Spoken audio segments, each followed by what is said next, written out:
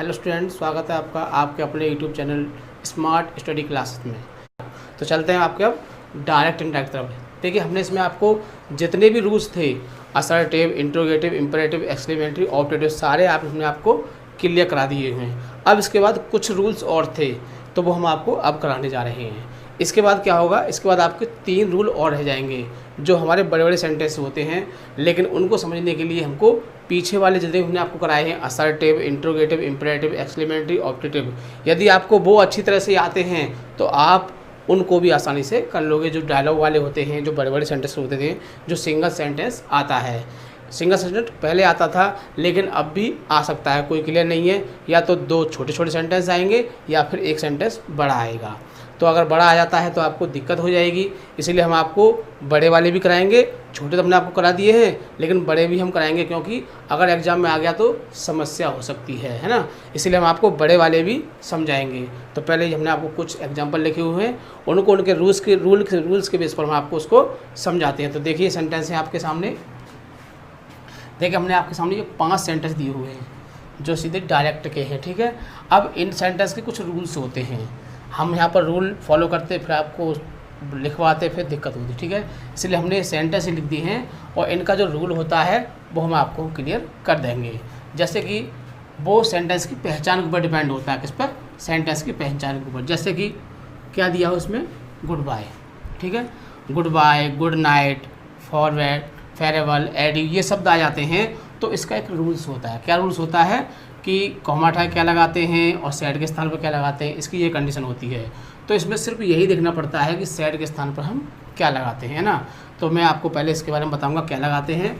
तो देखो, ये कौन सा है आपका, गुड बाय वाला है, ठीक है। तो आप कह सकते हो कि जब गुड बाय RS के शुरू में जब गुड बाय आए तो हम सैड के स्थान पर बेड का प्रयोग करते हैं। क्या लगाते हैं, बेड, BADE, और सेंटेंस को फिर जैसे बनाते जाते हैं। तो देखिए बनाते हैं। फर्स्ट सेंटेंस, ही सैड, क्या लिखा हुआ है, ही सैड। तो अब हम सैड से क्या लगाएंगे, बेड। बेड क्यों लगाएंगे, क्योंकि इसमें गुड बाय शब्द आ रहा है, बेड लगा, ठीक है। कॉमा हटा के कुछ नहीं लगाते हैं इसमें, गुड बाय, ठीक है। अब देखो, इसमें एक और कॉमा आ गया, तो इसका रूल्स ये होता है कि कॉमा हटा के कुछ नहीं लगाते हैं, लेकिन अगर RS में सिंगल कॉमा आ जाए, क्या आ जाए, सिंगल कॉमा, अगर एक कॉमा आ जाए तो हम उसके स्थान पर टू का प्रयोग करते हैं। किसका प्रयोग करते हैं, टू का प्रयोग करते हैं। तो क्या लगा देंगे, कॉमा के जगह पर हम टू लगा देंगे। फिर आ गया आपका माई। माई हमारा कौन सा पर्सन है, फर्स्ट पर्सन। किससे बदलेंगे, RV के सब्जेक्ट से, और RV का सब्जेक्ट क्या है आपका, ही थर्ड पर्सन होता है। तो ही को जब हम माई की सीध में देखेंगे, सारणी आपने देखी होगी, जब उसको उधर खींच के लाएंगे तो क्या हो जाता है, फिर हिज, क्या हो जाता है, हिज। किसके अनुसार, ही के अनुसार। माई को जब ही के अनुसार बदलेंगे तो क्या हो जाएगा, हिज हो जाएगा, ठीक है। और फ्रेंड का तो फ्रेंड ही रहेगा। इस तरह से हमारा ये फर्स्ट सेंटेंस क्लियर हुआ। दूसरा सेंटेंस देखिए, the principal said to Mukesh, मतलब प्रधानाचार्य जी ने मुकेश से कहा, क्या कहा, कॉन्ग्रेचुलेशंस, मतलब बधाई हो। अब क्या है इसमें, देखो ये कॉन्ग्रेचुलेशन शब्द आ गया, तो हम इससे ही पहचान लेंगे जो कुछ होता है वो किससे होता है, RS से होता है, ठीक है। अच्छा, हमने पहचान लिया, आपने जब पहचान लिया, ठीक है। अब देखते हैं थोड़ा इसमें आगे देखते हैं, क्या, you have stood first in the class, मतलब तुम क्लास में प्रथम स्थान प्राप्त किया तुमने, ठीक है। अब हमें क्या दिख रहा है, कॉन्ग्रेचुलेशंस। तो इसका रूल क्या होता है कि जब कॉन्ग्रेचुलेशन शब्द आए तो सैड के स्थान पर कॉन्ग्रेचुलेटेड लगाते हैं। क्या लगाते हैं, कॉन्ग्रेचुलेटेड लगाते हैं, टू को हटा देते हैं और कॉमा हटा के हम इसके बेस से चलते हैं। क्या लगाएंगे, ऑन हर या ऑन हिज का प्रयोग करते हैं। किसके स्थान पर, कॉन्ग्रेचुलेशन मान लीजिए या फिर कॉमा मान लीजिए, ठीक है। तो यहाँ से यहाँ तक इसको क्या करते हैं, हम हटा देते हैं और इसके स्थान पर क्या लगाते हैं, on her, on his, on them. वो किसके बेस पर, सब्जेक्ट के बेस पर, ये कौन सा पर्सन है। अगर यहाँ पर हमारा कोई स्त्री होती, मान लीजिए सीता, गीता, कुछ होता तो क्या लगाते हैं हम, ऑन हर, क्या लगाते हैं यहाँ पर हम, ऑन हर, ठीक है। लेकिन यहाँ क्या है, ये पुरुष है, तो क्या लगाएंगे फिर यहाँ पर हम, ऑन हिज। ऐसे ही हम यहाँ देख लेंगे क्या है यहाँ पर, ठीक है। इसके बाद आगे चलते हैं। इसमें क्या होता है कि यहाँ से लेकर हम HV तक के शब्दों को हटा देते हैं। कहाँ तक, HV तक के शब्दों को हटा देते हैं। कॉन्ग्रेचुलेशन से लेकर HV तक के शब्दों को हटा देते हैं। और जो आगे जो शब्द आता है, वर्ब आता है, वर्ब की फर्स्ट फॉर्म में हम ING का प्रयोग करते हैं। किसका प्रयोग करते हैं, आईएनजी का प्रयोग करते हैं और जैसा वाक्य है उसको आगे बना देते हैं। तो बनाते हैं, देखिए second sentence, the principal said to क्या लगाते हैं, कॉन्ग्रेचुलेटेड। ठीक, अब सेड यहाँ आ गया, फिर क्या आ जाएगा आपका मुकेश, आगे कॉमा आ गया। हमने क्या बताया था, यहाँ से लेके यहाँ तक पूरा इसको हटा देते हैं, हटा दिया। आगे क्या आएगा अब, और इसके स्थान पर क्या लगाते हैं, on her, on his, on them. वो किसके बेस पर, सब्जेक्ट के बेस पर, आरबी का सब्जेक्ट लेते हैं। तो पुरुष है हमारा ये, तो क्या लगा देंगे, ऑन हिज। ठीक, यहाँ तक क्लियर होगा। अब आगे आपका स्टूड की जब फर्स्ट फॉर्म करेंगे तो क्या हो जाएगा, स्टैंड हो जाएगा। ये होगी फर्स्ट फॉर्म। और हमने क्या बताया, फर्स्ट फॉर्म में क्या लगाते हैं, वर्ब में हम आईएनजी लगाते हैं। क्या लगाते हैं, वर्ब में आई, स्टैंडिंग। फिर इन द क्लास। इस तरह से यदि आप इसका रूल लिखना चाहते तो कैसे लिखोगे, देखो मेरी बात सुनना। जब आप रूल लिखोगे तो कैसे लिखोगे कि जब आरएस के शुरू में कॉन्ग्रेचुलेशन शब्द दिया हो तो सेड के स्थान पर कॉन्ग्रेचुलेटेड लगाते हैं और कॉन्ग्रेचुलेशन से लेकर एचवी तक के शब्दों को हटा देते हैं और उनके स्थान पर हम ऑन हर या ऑन हिज लगाते हैं तथा वर्ब की फर्स्ट फॉर्म में आईएनजी लगाते हैं। तो मैंने आपको जो बात बताई वही बताई। क्या बताई आपको कि सेड टू के स्थान पर क्या लगाते हैं, कॉन्ग्रेचुलेटेड लगाते हैं, कॉमा हटाए कुछ नहीं लगाते हैं और एचवी तक के शब्दों को हटा देते हैं और उनके स्थान पर on her, on his as a subject के अनुसार लगाते हैं और बाकी वर्ब की फर्स्ट फॉर्म में आईएनजी का प्रयोग करते हैं। इसी बात को हम एक रूल की तरह से लिख सकते हैं, ठीक है, जिससे कि आपको आगे बात याद रहे। अदरवाइज तुम जो मैंने बताया वैसे भी याद रख सकते हो, सही, ठीक है। ये इस तरह से आपका सेकंड सेंटेंस हुआ क्लियर। आगे आता है आपका थर्ड सेंटेंस। क्या है थर्ड सेंटेंस, पढ़ते हैं।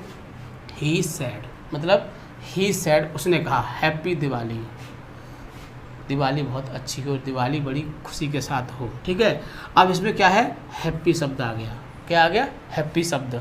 तो अब हमने इसमें एक रूल बनाया है कि जब आरएस के शुरू में क्या है, जब आरएस के शुरू में बधाई वाले शब्द दिए हों, बधाई वाले शब्द जानते हो, happy Diwali, happy new year, happy Christmas और भी बहुत सारे तरह फेस्टिवल होते हैं, हम सबको हैप्पी के साथ यूज कर सकते हैं, ठीक है। तो जब आरएस के शुरू में क्या दिया हो, बधाई वाला शब्द दिया हो, तो सैड के स्थान पर क्या लगाते हैं हम, विश्ड लगाते हैं। क्या लगाते हैं, विश्ड लगाते हैं। तो क्या लगा देंगे सर, विश्ड लगाते हैं। और कॉमा के स्थान पर क्या लगाते हैं, या तो आप ए लगा दीजिए, क्या लगा दीजिए, ए लगा दीजिए, या फिर इट वाज ए लगा दीजिए, ठीक है। क्या लगा सकते हो, ए लगा दो या फिर इट वाज ए लगा दो। तो जो आपको सूटेबल लगे वो लगा सकते हो। वैसे सूटेबल आपका ए ही है, क्योंकि ए में कुछ याद करना नहीं है। इसमें थोड़ा हमको 3 वर्ड है, थोड़ी दिक्कत भी हो सकती है, लेकिन ए में आपको कुछ भी याद नहीं करना है। तो इस तरह से आप क्या कर सकते हो, इट वाज ए या फिर ए लगा सकते हो, ठीक है। तो बनाते हैं, कैसे बताया हमने आपको, सैड के स्थान पर क्या लगाते हैं, विश्ड लगाते हैं। तो बनाते हैं इसको, ही विश्ड, कॉमा हटा क्या होता है, हमने ए लगाते हैं, ए हैप्पी दिवाली, ठीक। क्या बताया हमने, इसका रूल क्या हुआ कि जब आरएस के शुरू में बधाई वाले शब्द दिए हों तो उसका इंडायरेक्ट करने के लिए सैड के स्थान पर विश्ड का प्रयोग करते हैं और कॉमा हटा के हम ए लगाते हैं। बस हो गया। क्या है, कुछ भी याद करना है, कुछ भी नहीं है, ठीक है। अब फोर्थ सेंटेंस देखिए। फोर्थ में क्या है, मोहन सेड टू सोहन, मतलब मोहन ने सोहन से कहा, क्या कहा, गुड मॉर्निंग, अच्छी सुबह, सुबह की नमस्ते होते हैं, आप जानते हो, गुड मॉर्निंग माय फ्रेंड, मेरे मित्र, गुड मॉर्निंग। तो इसका क्या रूल बनता है कि जब आरएस के शुरू में, वही रूल बनता है, जब आरएस के शुरू में good morning, good noon, good evening, 3 ही वर्ड बोले मैंने आपके सामने, गुड मॉर्निंग, गुड नून और गुड इवनिंग, अगर शब्द आ जाते हैं तो सैड के स्थान पर हम विश्ड का प्रयोग करते हैं। किसका प्रयोग करते हैं, विश्ड का प्रयोग करते हैं और कॉमा हटा के कुछ नहीं लगाते हैं। यदि वाक्य में एक सिंगल कॉमा दिया हो तो उसके स्थान पर हम टू का प्रयोग करते हैं। जो बात मैंने मुँह से कही आप उसे लिख भी सकते हो मेरे बोलने के अनुसार, तो आपका एक रूल बन जाएगा। उसके बाद इस सेंटेंस को लिख सकते हो, लेकिन आप वैसे भी बना सकते हैं इसको, कैसे कि जब आरएस के शुरू में क्या दिया हो, गुड मॉर्निंग दिया हो, तो बनाते हैं इसको। मोहन क्या बताया, क्या लगाते हैं, विश्ड। कब, अगर आर एस के शुरू में गुड मॉर्निंग दिया हो। अब टू को हटा देंगे, फिर क्या आ जाएगा आपका, सोवन। कॉम हटा के कुछ नहीं लगाते, गुड मॉर्निंग।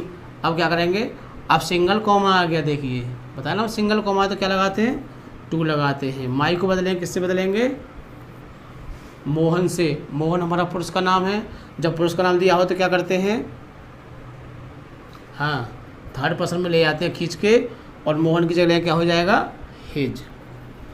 फ्रेंड तो फ्रेंड रहेगा। इस तरह से आपके ये 4 सेंटेंस हुए क्लियर। अब आपका आता है 5th। देखो ये इम्पोर्टेंट, बहुत ही इम्पोर्टेंट सेंटेंस है, और अक्सर ऐसे ही सेंटेंस एग्जाम में आ जाते हैं। इसमें कुछ भी नहीं है, लेकिन थोड़ी सी ये यस सर आ गया तो इसी से वजह से थोड़ी परेशानी होगी, लेकिन कुछ भी नहीं है, इसको भी हम बहुत अच्छे से कर सकते हैं। ठीक है, अब इसको बनाते हैं। देखो इसका रूल क्या होता है कि जब आर एस के शुरू में यस या यस सर दिया हो, नो या नो सर दिया हो, तो सेड के स्थान पर रिप्लाइड लगाते हैं। क्या लगाते हैं, रिप्लाइड लगाते हैं, और बाकी कुछ भी नहीं है। बनाते हैं, देखिए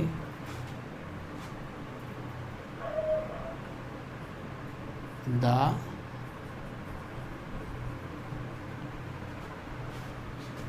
टीचर।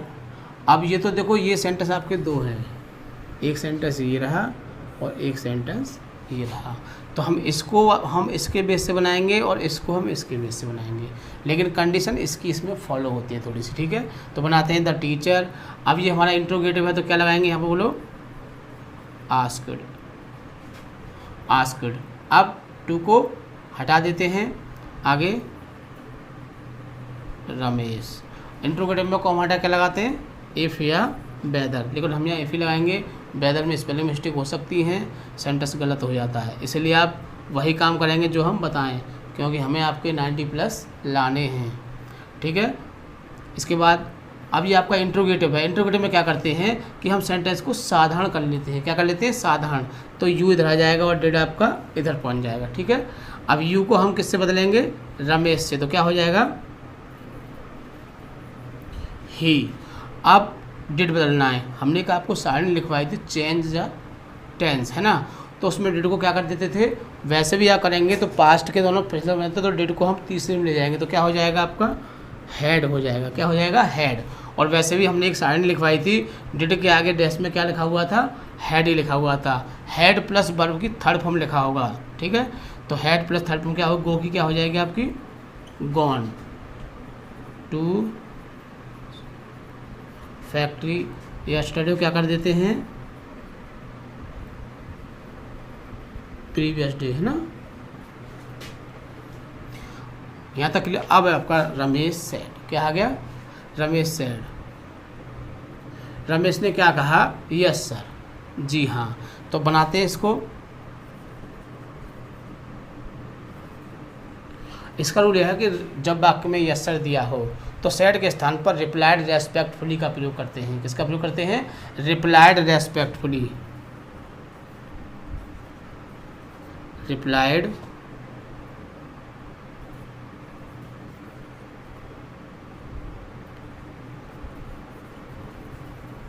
रेस्पेक्टफुली।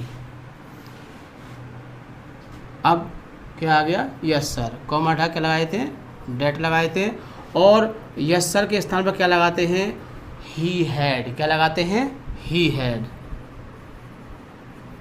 He had. इस तरह से ये, अगर मान लीजिए अगर यहाँ पर यस सर न होता, क्या दे देता आपका, वो नो सर दे देता, तो क्या होता, कुछ नहीं, सिंपल। जहाँ यस था हमने क्या लिखा है, नो लिख दिया है, और हमने क्या लिखा था यहाँ पे, ही हैड, और नो सर आए तो क्या लगा देंगे आप, ही हैड नॉट। सिर्फ क्या बढ़ा देंगे उसमें आप, नॉट बढ़ा देंगे। इसमें 2 ही वाक्य होते हैं, या तो यस सर दिया होगा या फिर नो सर दिया होगा। अगर सर भी ना दिया हो, सर को काट दे, तो तुम इसमें रेस्पेक्टफुली को काट देना, कोई परेशानी। अगर सर दिया है तो रेस्पेक्टफुली रहेगा, और सर हट जाए तो रेस्पेक्टफुली हट जाएगा। ठीक है, तो इस तरह से आप इन सेंटेंसों को आसानी से इन रूल जो मैंने आपको रूल फॉलो किए थे बताए थे उनके बेस पर इनको आप बना सकते हो। ठीक है, इस तरह से आपके डायरेक्ट इंडायरेक्ट हुए, जो सिंपल थे, जो छोटे छोटे डायरेक्ट इंडायरेक्ट थे, अब आपके वो पूरी तरह से ख़त्म हो चुके हैं। अब आपके पास ऐसा कोई रूल नहीं है जिसका आप इंडायरेक्ट ना कर सकते हो।